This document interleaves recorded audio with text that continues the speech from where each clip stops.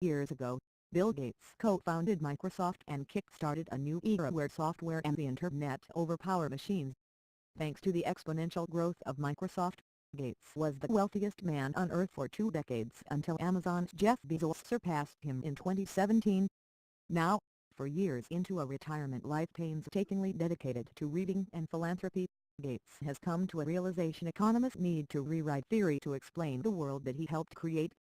In a blog post published on Tuesday, Gates posted the graph showing the basic relationship between supply and demand that he first encountered in an introductory economics course in college. He noticed one problem with this classic economic model: it doesn't explain how today's tech industries work.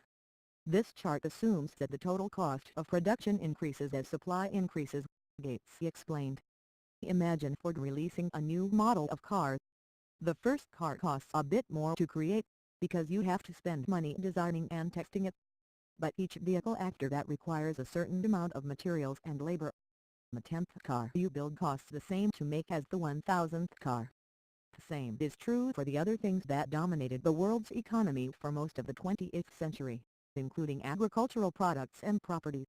However, industries like car manufacturing, whose economics are explained by this model, are rapidly giving way to software-driven industries in today's society, and the old model doesn't apply to the latter.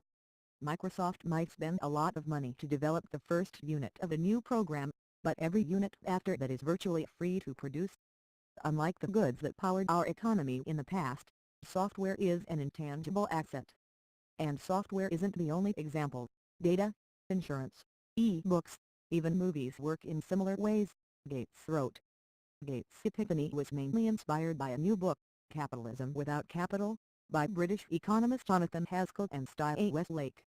Described by Gates as a textbook without a lot of commentary, the book explains the important differences between a society dominated by tangible assets like Ford and one governed by intangible businesses like Microsoft.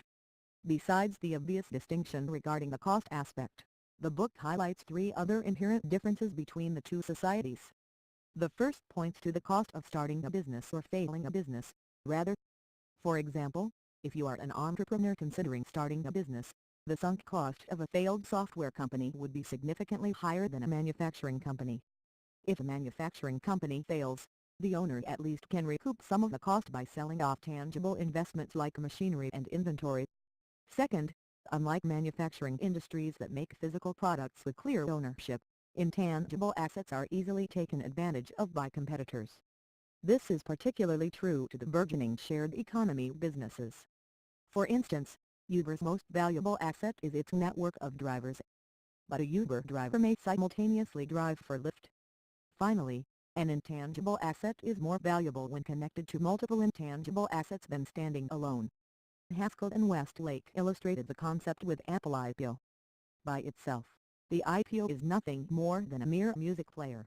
What makes it innovative and valuable is Apple's MP3 protocol iPod works upon, the miniaturized hard disk design and licensing agreements with record labels. None of these traits are inherently good or bad.